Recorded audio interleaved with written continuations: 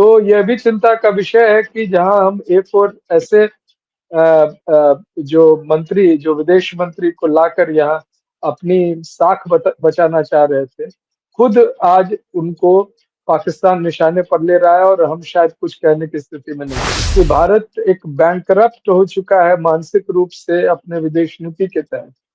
और वो दिख रहा है ऐसी जब उत्तर प्रदेश में उनको गार्ड ऑफ ऑनर और क्या क्या नहीं मिल रहा है। मैं बता चुका हूँ, भारत में हमारे यहाँ हमारे संविधान के अंतर्गत, हमारी परंपराओं के अंतर्गत सभी को, और सभी खास तौर से पत्रकार, जो चाहे महिला हो या पुरुष हो, उनको आदर एक डेमोक्रेसी का फोर्थ पिलर के रूप में, चाहे उनकी जो भी आज रोल रहा हो, लेकिन फिर भी हम उनको सम्मान देते रहे हैं और देते हैं। कोई भी महिला पत्रकार खास तौर से आती है तो उनको उचित सम्मान दिया जाता है। दोस्तों नमस्कार, मैं हूं महेश गुप्ता और आज न्यूज नशा डिबेट में सवाल बड़ा है कि क्या भारत अब तालिबान का नया भाईजान बन गया है। जी हां, वही तालिबान जिसने लड़कियों को स्कूल से निकाला, जर्नलिस्ट को जेल में डाला और अब उनके विदेश मंत्री आमिर खान मुत्तकी दिल्ली में तशरीफ लाए हैं। फूलों के साथ उनका स्वागत हुआ, मीटिंग्स हुई और कैमरे चमकते रहे। अब जरा टाइमलाइन भी देखिए, 2021 में तालिबान ने अफगानिस्तान पर कब्जा किया था और 4 साल बाद यानी कि 2025 में पहली बार उनके विदेश मंत्री हिंदुस्तान पहुंचे हैं। वो भी तब जब दुनिया अभी तक तालिबान सरकार को औपचारिक मान्यता देने से हिचक रही है, लेकिन भारत तो कूटनीतिक गर्मजोशी दिखा ही देता है। आज हमारे साथ चर्चा में शामिल हो रहे हैं डॉक्टर सूरज यादव मंडल जी। सर नमस्कार। नमस्कार सर। सर आज आपके लिए एक इंटरेस्टिंग इशू लाए हैं। सर आज का मुद्दा है अफगानिस्तान की दिल्ली यात्रा एक दोस्ती है या फिर धोखा है, भारत का नया अफगान प्यार रणनीति है या मजबूरी। सर ये वो सवाल है जो आज दिल्ली से काबुल तक गूंज रहा है। क्या भारत तालिबान के साथ नई कहानी लिख रहा है या पुराने डर को नया नाम दे रहा है? क्या भारत तालिबान के साथ दोस्ती इसलिए बढ़ा रहा है क्योंकि पाकिस्तान से ताल्लुकात बिगड़ रहे हैं, या फिर डर यह है कि अगर तालिबान चीन की झोली में चला गया तो साउथ एशिया का पावर गेम बदल जाएगा, या फिर ये सब हम सबके साथ हैं वाला नया विदेश नीति का एक प्रयोग है? सर नमस्कार। देखिए, नई विदेश नीति जिसका जिक्र आपने किया, ये तो देश को एक तरह से उस कगार पर ले गया है कि देश के सामने कोई विदेश नीति रह ही नहीं गई है। हमारे देश की जो परंपरा, जो प्रतिष्ठा रही है और जिस हिसाब से हमारे नीतियों को पूरे अंतर्राष्ट्रीय रूप में एक मान्यता मिली हुई थी, उसमें तो अनेक प्रकार के प्रश्न चिन्ह आज खड़े हो गए। अब मैं ऐसा खास बात करूंगा कि किस तरह से हम एक टारगेट लेकर, और हमारे देश के जो सदर हैं और जो सरकार है, उन्होंने पाकिस्तान को एक इशू बनाया। लेकिन हम देखते हैं कि यूनाइटेड नेशंस में जो आउट ऑफ रोटेशन जो सिक्योरिटी काउंसिल के सदस्य होते हैं, उसमें पाकिस्तान बड़ी संख्या में लोगों के वोट प्राप्त करके आ जाता है। और तो और वहां पर जो आतंकवाद के विरुद्ध जो समिति बनती है, उसका जो एक तरह से उसकी जो कन्वीनरशिप पाकिस्तान को दी जाती है। पाकिस्तान जो है, उसके जो प्राइम मिनिस्टर हैं, वो यूनाइटेड नेशंस में जो भाषण देते हैं, वो सीधे सीधे भारत की प्रतिष्ठा पर आंच आती है। भारत के जो पुरानी परंपराएं थी आतंकवाद का विरोध करने का, उस पर खुद वो ऐसा जो एक देश स्वयं आतंकवादी देश है, वो हमारी बातों को दुनिया के सामने इस तरह से प्रस्तुत किया जैसे लगता है कि हम ही वो देश है जो पूरे दुनिया के निशाने पर है। और तो और देखिए, जो प्रधानमंत्री एक भी मौका नहीं छोड़ते हैं विदेश जाने का, खास तौर से यूनाइटेड नेशंस में भाषण देने का। उन्होंने अपनी जगह किसको भेजा? जो एक हमारे फॉरेन मिनिस्टर हैं, जिनकी अपना व्यक्तित्व इतना एक ऐसा लगता है जैसे कि भारत का नहीं, पता नहीं किसी दफ्तर में एक अर्दली के रूप में जैसे वो जाता है, और अपने आप का अंग्रेजी बोलने से सब कुछ नहीं होता है। तो ये स्थिति तो विदेश नीति की हो गई। और मैं मानता हूं कि जो अभी अफगानिस्तान के जो फॉरेन मिनिस्टर हैं, जिनका नाम आमिर खान मुत्ताकी है, उनको जो जिस प्रकार से एक रिसेप्शन दिया गया, उनके लिए उनको एक संवाददाता सम्मेलन को संबोधित करने का मौका दिया गया, जहां उन्होंने अपनी ओर से भारत के तमाम ऐसे जो पत्रकार हैं, जो महिला है, उनको वहां आने से मनाही करवा दी। तो ये तो लग रहा है जैसे कि हम अपने ही देश में अपने मान मर्यादा और जो हमारी जो परंपराएं थी उसको ताक पर रखकर हम एक ऐसे नुमाइंदे को पूरा तरजीह दे रहे हैं, जिनका पहले हमारे ही इन नेताओं ने, आपको सोशल मीडिया पर अनेक क्लिपिंग मिल जाएंगे, जो हमारे उत्तर प्रदेश के योगी जी है, वो जो कांग्रेस सरकार पर आरोप लगा रही है कि आप तालिबान के साथ हो गए, और वो वहां पर उत्तर प्रदेश में उनको रिसेप्शन करवा रहे हैं। इसी तरह जो हमारे माननीय प्रधानमंत्री हैं, वो कभी धुआंधार जो भाषण देते हैं, उस भाषण में अफगानिस्तान और तालिबान को एक प्रकार से निशाना साधते हुए उस समय की सरकार को भी निशाने पर लिया था। और ये हमें भूलना नहीं चाहिए, तालिबान वही एक संगठन है जिसने वहाँ जो हमारी पारंपरिक और एक प्राचीन संपदा, या कहिए एक हमारी विरासत थी, जो बुद्ध के बड़े बड़े मूर्तियां थी, उसको तोप से उड़वाया था। और ये सिर्फ भारत और के प्रति एक उनकी संकीर्ण सोच नहीं थी, एक शांति के दूत महात्मा बुद्ध और महात्मा बुद्ध की प्रतिमाओं को अनादर करना, जो अफगानिस्तान में सैकड़ों वर्षों से वहां थी, उसको उन्होंने तहस नहस किया। और आज हम उनको बुलाकर रिसेप्शन दे रहे हैं। मुझे लगता है कि ये अंतर्राष्ट्रीय रूप से इतने अधिक बैंकरप्ट हो गए हैं, कोई राष्ट्र आपके साथ खड़ा नहीं हो रहा है। नाम मात्र भी तो ले दे के जो आतंकवादी देश है और आतंकवादी परंपराओं के साथ उनको आप आमंत्रण दे रहे हैं। मैं ये नहीं मानता हूं कि अफगानिस्तान भारत का दोस्त नहीं था, हमेशा से पाकिस्तान से जब हमारी अनबन होती थी तो अफगानिस्तान हमारे साथ खड़ा रहा। लेकिन तालिबान के आने के बाद उनकी नीतियां बदल गई थी, वो इस्लामिक राष्ट्र थे और इस्लाम के मानने वाले सभी लोगों के साथ उनकी पारंपरिक दोस्ती और भारत के साथ एक नफरत भरा माहौल था। लेकिन आज जो है हमें उन्हीं का एक शरण लेना पड़ रहा है। हालांकि जो अभी सूचनाएं मिल रही हैं और समाचार आ रहा है, उसमें ऐसा माना जा रहा है कि अफगानिस्तान और पाकिस्तान बॉर्डर पर एक युद्ध शुरू हो गया है, जिसमें दोनों देश अभी लिप्त हैं। हालांकि हमें इससे बहुत खुश होने की जरूरत नहीं है, लेकिन अगर ये सूचनाएं सही हैं तो यह भी चिंता का विषय है कि जहां हम एक और ऐसे जो मंत्री, जो विदेश मंत्री को लाकर यहाँ अपनी साख बचाना चाह रहे थे, खुद आज उनको पाकिस्तान निशाने पर ले रहा है और हम शायद कुछ कहने की स्थिति में नहीं। जी सर। सर, क्या ये डिप्लोमेसी है या डबल गेम है कि भारत ने तालिबान सरकार को औपचारिक मान्यता तो नहीं दी, लेकिन काबुल में फिर से दूतावास खोल दिया गया है, मीटिंग्स हो रही है और मीडिया ब्रीफिंग भी। अफगानिस्तान के विदेश मंत्री को उत्तर प्रदेश में गार्ड ऑफ ऑनर भी दे दिया, जिस पर खूब सवाल भी उठ रहे हैं। तो सर, सवाल ये कि अगर पहचान नहीं दी तो पहचान की ये परछाई क्यों? क्या ये डिप्लोमेसी की चुपके से शादी चल रही है? मैं आपको सर बता चुका हूँ, हालांकि मेरी बहुत अधिक इस पे शोध नहीं है कि भारत की विदेश नीति क्या है, लेकिन एक विश्वविद्यालय में पढ़ाने के कारण एक जो समसामयिक विषयों पर और खास तौर से भारत की विदेश नीति के बारे में हम लोग को जो जानकारी रहती है, उसके तहत हमें लग रहा है कि भारत एक बैंकरप्ट हो चुका है मानसिक रूप से अपने विदेश नीति के तहत। और वो दिख रहा है ऐसी, जब उत्तर प्रदेश में उनको गार्ड ऑफ ऑनर और क्या क्या नहीं मिल रहा है।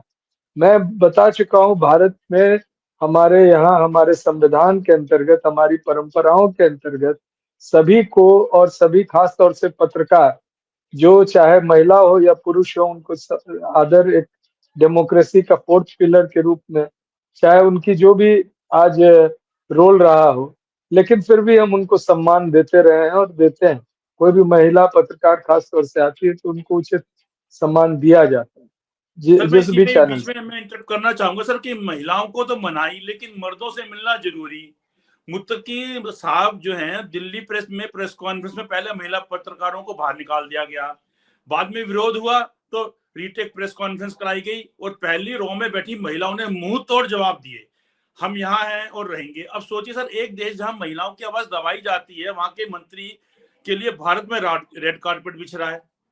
मतलब कितनी अजीब सी बात है कि अगर कोई हम किसी को अपने घर में बुलाते हैं, चाहे किसी को मजबूरी में, मतलब हमारा घर 50 साल से 100 साल से दादाजी के टाइम से चला आ रहा है, हमारे घर के अपने रीति रिवाज है और मेहमानों का खूब सम्मान करते हैं। और हमारे घर में कोई मेहमान घुसे सबसे पहले बोले कि दादी जी को बाहर करो, माता जी को बाहर करो, धर्मपत्नी जी को बाहर करो, बिटिया को बाहर करो।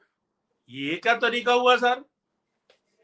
नहीं, महिला वो जो मैं आपको थी उन्हीं को बाहर कर दिया गया। देखिए, शायद शायद इसके पीछे जो मानसिकता के साथ जो अभी भारतीय जनता पार्टी शासन कर रही है, संविधान के बजाय जिन मूल्यों को वो मानती है, जिन परंपराओं, जो वर्षों पुरानी परंपरा जो सामाजिक रूप से आज उतनी कारगर नहीं है, उनके प्रति कोई विशेष हमारा सम्मान नहीं, इसलिए कि वहाँ बराबरी नहीं दी जाती है जाति आधार पर और धर्म आधार पर, या जो स्त्री पुरुष के आधार पर भेद किए जाते हैं, उन वो मानसिकता उनके मानसिकता से शायद मेल खा रही है, इसलिए वो बड़ी दौड़ के गले मिल रहे हैं। लेकिन देखिए, एक दूसरी परिस्थिति भी है।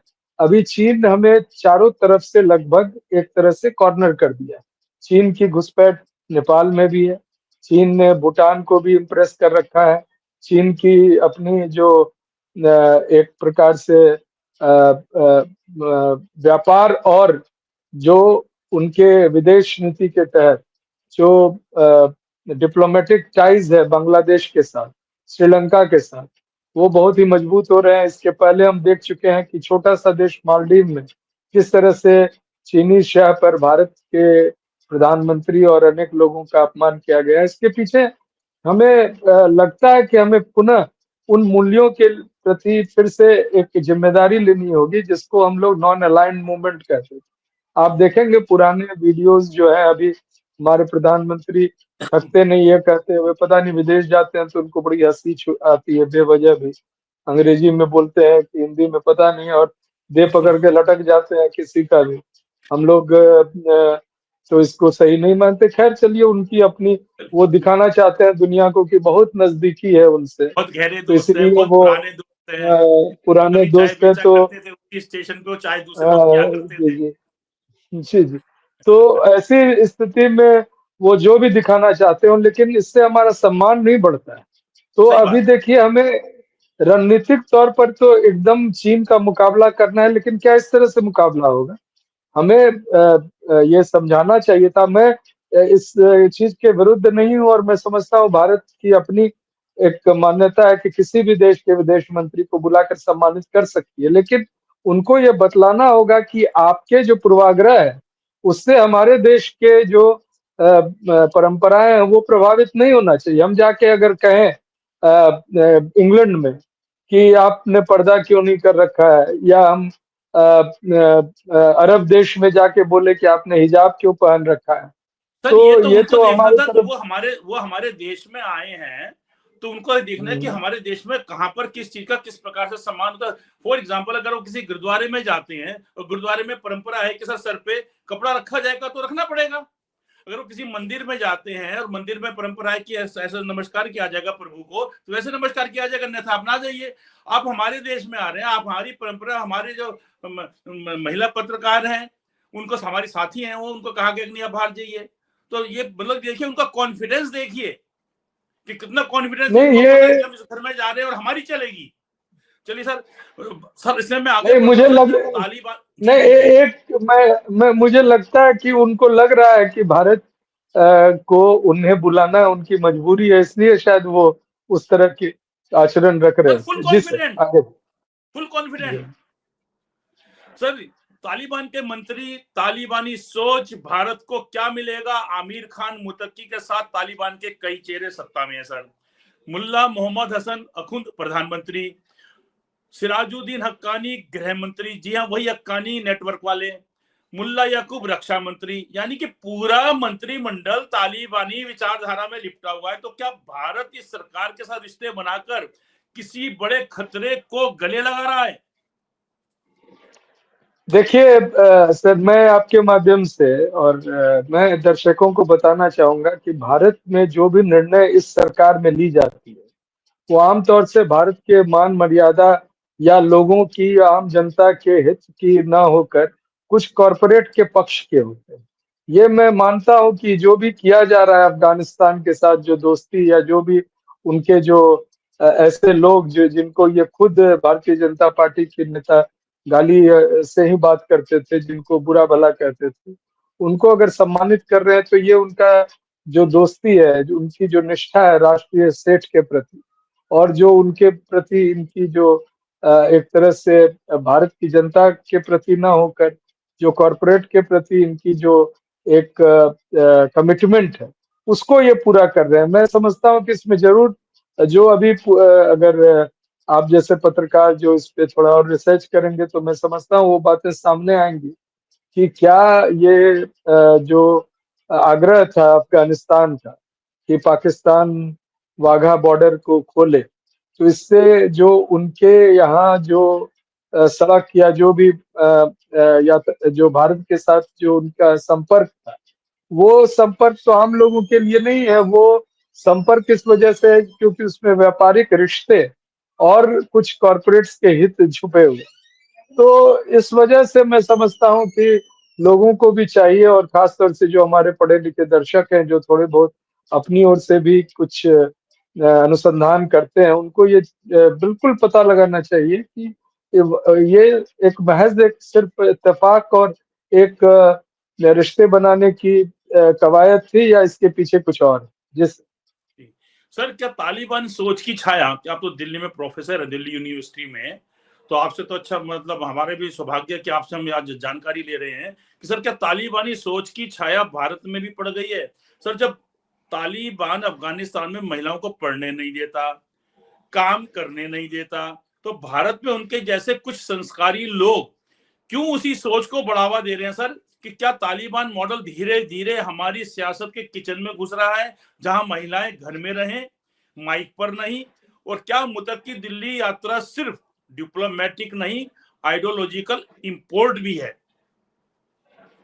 जी, मैं यही निवेदन पहले भी आपसे किया था बातचीत में जो हम लोग शुरू किए, लेकिन मैं जो आपने कहा ये बहुत गंभीर विषय है, और इस पर सोचना हर एक भारतवासी का कर्तव्य है कि क्या हम उन परंपरा। देखिए, मैं आपको बड़ी दिलचस्प बातें बताता हूँ। पुराने तस्वीरों को अफगानिस्तान कर लीजिए, जब अफगानिस्तान की महिलाएं ब्यूटी कंटेस्ट में पार्ट लेती थी, जब अफगानिस्तान के में जो उनके जो कैपिटल है काबुल, वहाँ जो महिलाएं सड़कों पर चलती थी, या किस तरह से विश्वविद्यालय में पढ़ती थी, या किस तरह से एयर होस्टेस थे, या किस तरह से वो जो खेल कूद में हिस्सा लेती थी, वो आपको बिल्कुल चौंकाने वाली तस्वीरें आएंगी सामने। हमारे बहुत से दर्शक सोशल मीडिया पर देखते भी होंगे, समय समय पर वो तस्वीरें आती हैं।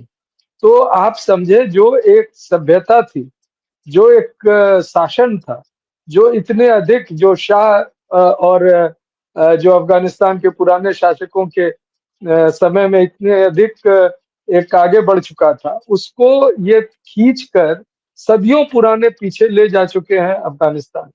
अफगानिस्तान में आपको शायद कुछ महीने या एक वर्ष हो गया होगा कि किस तरह से अपने चेहरे को दिखाने पर जो तालिबान थी वो किस तरह से गोलियां चलाते थे, और महिलाओं ने एक बड़ी संख्या में इसका विरोध किया। उन्होंने इसके विरोध में कई ज्यादतियां सही।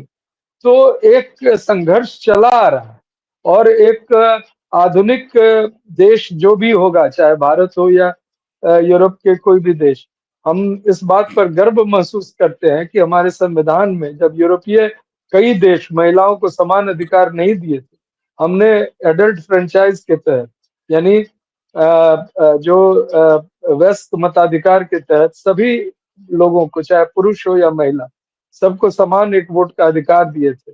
राजनीतिक रूप से सशक्तिकरण के दिशा में वो बड़ा कदम था। इसके साथ साथ जब यूपीए सरकार में 2013 में एक कानून पास किया गया कि महिलाओं को या घर की बच्चियों को अपने भाइयों के बराबर हिस्सेदारी मिलेगी जी, संपत्ति में, खानदानी संपत्ति में, पुश्तैनी ठीक बात, संपत्ति में। ठीक बात।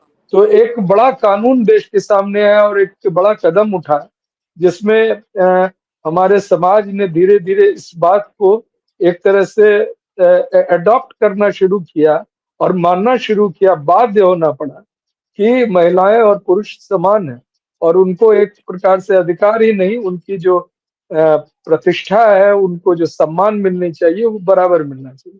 लेकिन हम देख रहे हैं कि किस तरह से अफ़गानिस्तान वर्षों पीछे चला गया।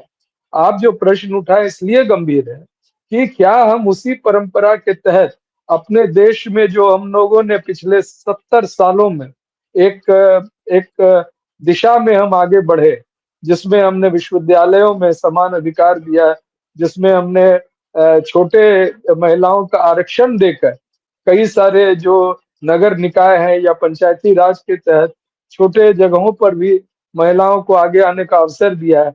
क्या वो सब रोल बैक हो जाएगा? क्या वो सब जो परंपराएं जो अभी कही जा रही हैं और आप देखते होंगे 14 फरवरी को जब तथाकथित वैलेंटाइन के दिन जो धर्म के ठेकेदार और कुछ संस्कृति के ठेकेदार निकल पड़ते हैं लोगों को सबक सिखाने के लिए, क्या वैसे स्थिति आ जाएगी? मैं एक और बात जोड़ के अपनी बात समाप्त करूँगा। बहुत दिलचस्प बात है, केरल के एक इंजीनियर ने सुसाइड की और उन्होंने आरएसएस के लोगों पर ये, और वो पुरुष है, उसने आरोप लगाया कि पिछले जब से वो 4-5 साल का था, तब से हुँ। आरएसएस के कई लोग उसके साथ जबरन यौन संबंध रख रहे हैं।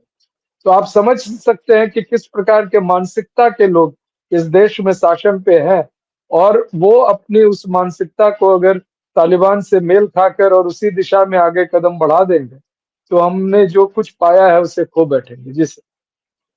सर, ये बड़ा मतलब दुखद भी है, मैं तो सर सोच-सोच के परेशान हो रहा हूँ कि कितने क्षेत्र के अंदर तो हमारी महिलाएँ सर हमारे घर के अंदर हमारी दादी हैं, नानी हैं, सब महिलाएँ सर।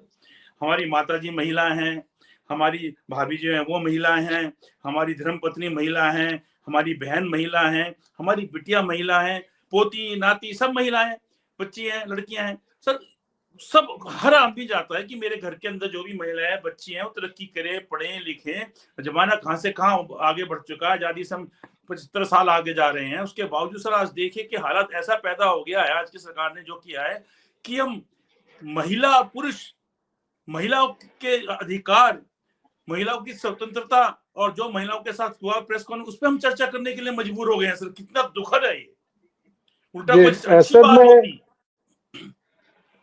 जी जी। जी, मैं एक बात कह के समाप्त करूंगा। मैं जिस परिवार से आता हूँ बिहार में, एक पिछड़े वर्ग से है हालांकि, लेकिन एक आधुनिकता के दिशा में हमारे पूरे समाज को, यानी यादव समाज को एक दिशा देने के लिए हमारे परदादा जी के समय से बहुत ही कदम उठाए गए।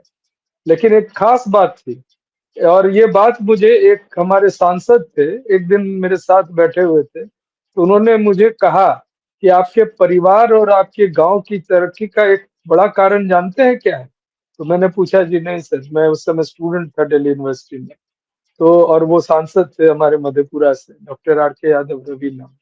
उन्होंने कहा कि आपके परिवार और आपके गांव में महिलाओं को जो सम्मान दिया जाता है, और सबसे बड़ी बात है कि आप ही के परिवार से लोग, जो महिलाएं हैं, स्कूल की शिक्षिका बनी, कॉलेज के प्रोफेसर बनी, और तो और वो अनेक इस समाज में लोग सोच भी नहीं सकते हैं जिन वर्षों में उन्होंने आगे कदम बढ़ाया। तो ये आपके परिवार की तरक्की का एक बड़ा कारण मैं मानता हूँ, और मैं उनकी बात से इत्तेफाक रखता हूँ। मैं समझता हूँ कि उन्होंने सही कहा। जो हमारे परिवार में एक तरह से महिलाओं को, मैं मुझे याद है, मैं जब छोटा था तो हमारी दादी थी, तो मेरे बड़े पापा हाईकोर्ट जज थे। मेरे जो दूसरे ताऊ थे वो एमएलए थे, और मेरे जो चचेरे दादाजी बिहार के चीफ मिनिस्टर रह चुके थे। तो ऐसे परिवार में हम देखते थे कि कुछ भी बड़े फैसले लेने होते थे, तो मेरे पिताजी जो बड़े वकील थे वहाँ, और भी जो मेरे बड़े पापा हाई कोर्ट जज थे, वो जाके अपनी माँ से पूछते थे कि माँ ये फैसला हम ले रहे हैं, सही कर रहे हैं जी, कि नहीं कर रहे सोचिए हैं। और सर। उनकी राय को एक अहमियत दी जाती थी। अगर वो मना कर देती थी तो उस चीज को आगे नहीं बढ़ाया जाता। तो मैं समझता हूँ कि ये तमाम जो हमारे दर्शक आज हैं, जो अलग-अलग पृष्ठभूमि से हैं, अलग-अलग सामाजिक परिवेश से हैं, उनको ये समझना होगा कि महिलाओं को और अपने घर में जो सम्मान हम दे सकते हैं, वो सम्मान देना चाहिए। कई तरह की दिक्कतें होती हैं, मैं ये भी मानता हूँ कि सभी महिलाओं की सोच एक समान नहीं होती है। कई जगह कई चीज़ें होती हैं जो शायद सम्मानजनक ना हो, लेकिन इसके बावजूद जितना हद तक हो सके, एक जिस तरह से एक बिगड़े हुए बेटे को भी कई बार बर्दाश्त किया जाता है चूँकि वो बेटा है घर। तो मैं ये नहीं कहता हूँ बिगड़ी हुई बेटी, लेकिन अगर बेटी कुछ ऐसी भी बात कह दी हो जो उनको सही नहीं लगे, लेकिन सम्मान पूर्वक उनको सही ढंग से समझाना चाहिए, सिखाना चाहिए और ये सम्मान हर घर में, हर वर्ग में बना रहे। तो ये हम हमारा देश बहुत तरक्की करेगा। और मैं आपको बताऊँ कि जो सबसे छोटे तबके होते हैं, जिनकी महिलाएँ खेतों में काम करती हैं, मज़दूरी करती हैं, उनके यहाँ ये बराबरी का माहौल है। और जो बड़े घर हैं वहाँ भी है, लेकिन ये जो मिडल क्लास है, उनको बड़ी दिक्कतें होती हैं। तो मिडल सर मैं क्लास को भी इससे करना। सर मैं जी। सिर्फ एक आखिरी सवाल पूछूंगा कि आज आपके पास समय सीमित था, आपने पहले ही बता दिया था, तो मैं भी उससे आगे नहीं जाऊंगा। सर सिर्फ मैं ये मतलब बड़ी अजीब सी बात है, बड़ी दुखद सी भी बात है ये कि सर आप ये देखिएगा कि ये हमारी विदेश नीति है कि जब सिंदूर हुआ तो कोई देश हमारे साथ नहीं था, और वही विदेश नीति के उस विदेश नीति के तहत हमारा विदेश नीति का विकास हो रहा है, विस्तार हो रहा है कि सर अब हम अपने घर में बैठ के अपने घर की बहू बेटियों को बच्चियों के लिए चर्चा करनी पड़ रही है हमारे को सर आज। और सर चलिए आगे बढ़ते हैं सर कि अगर जिस प्रकार से तालिबान के साथ भारत सरकार का भाईजान वाला प्रेम बढ़ा है, तो सर अगर ये डील है या डिग्निटी की बात करें तो भारत का तालिबान से कोई गुप्त समझौता करने की तैयारी में है, तेल ट्रांजिट या चीन को रोकने की चाल में है? अगर ये हाँ है तो क्या इस डील की कीमत, सर मैं दोबारा से रिपीट करूंगा कि क्या इस डील की कीमत भारतीय मूल्यों से चुकाई जाएगी, जहां महिला पत्रकारों की जगह कोई प्रोटोकॉल अधिकारी खड़ा मिलेगा? जी ये बात तो निश्चित पूर्वक नहीं कहा जा सकता है, चूँकि एक कॉन्फिडेंशियल मैटर होता है। सरकार भी इसको इसकी चर्चा नहीं करती है, तो हमें अमूमन नहीं पता चलेगा कि क्या व्यवस्था है। लेकिन जो चीज़ दिख रही है सामने, जब वो विदेश मंत्री आकर ये निर्देश देते हैं शायद कि कोई महिला पत्रकार नहीं रहेंगी, ये तो दिख रहा है सबको। इसमें कोई ऐसी बात नहीं है कि छुप गई या गलती से कहा गया। तो ये एक अतिथि को अपने किन दायरों में रहकर किसी का अतिथित्व स्वीकार करना चाहिए, या हम किसी को अपने यहाँ बुलाएँ तो किस कीमत पे बुलाएँ, ये बहुत स्पष्ट होना चाहिए सरकार के सामने भी और लोगों के सामने। तो इस सरकार को के कई ऐसे जो उनकी जो कार्यशैली है, उसको हम लोग सही नहीं मानते हैं, लेकिन हम ये उम्मीद लगाते हैं कि वो अपने में या सरकारी तंत्र या संसद में भी, या हो सके तो उच्च स्तर पर इसकी चर्चा करें, और अगर इसमें कोई गलती हुई हो, तो उस गलती को सुधारने के लिए कदम बढ़ाएँ, तो इस देश के लिए बहुत ही अच्छा रहेगा। जी। सर सवाल तो मेरे पास कुछ और भी थे, आपसे चर्चा करके बहुत अच्छा लगता है, हमारे दर्शकों को भी अच्छा लगता है, लेकिन आज मजबूरी है कि आपने खुद ही पहले ही कह दिया था समय की सीमा आपके पास आज सीमित समय है, तो सर इसलिए मैं चर्चा को समाप्त करता हूँ। बहुत जल्दी फिर किसी नए मुद्दे पे आपसे चर्चा करेंगे। आज सर नमस्कार। आपसे बात करना हमेशा अच्छा रहता है। जी, नमस्कार। शुक्रिया शुक्रिया सर। और आप हमसे जुड़े रहने के लिए सब्सक्राइब करें YouTube पर, फॉलो करें Twitter पर और लाइक करें Facebook पर। और ज्यादा जानकारी के लिए आपको टाइप करना होगा सिर्फ न्यूज नशा।